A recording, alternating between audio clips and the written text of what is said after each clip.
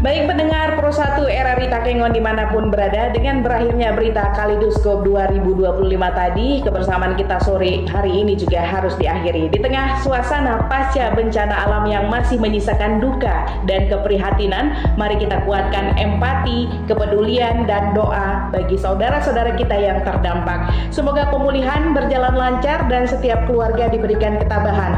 Menjelang pergantian tahun 2026, mari kita sambut dengan harapan baru, semangat kebersamaan dan tekad untuk saling menguatkan. Terima kasih atas kebersamaan Anda bersama Pro 1 RRI Takengon dan Pro 2 RRI Takengon. Saya Ayu pamit undur diri, sampai jumpa di siaran berikutnya. Selamat menyambut tahun baru 2026. Wassalamualaikum warahmatullahi wabarakatuh.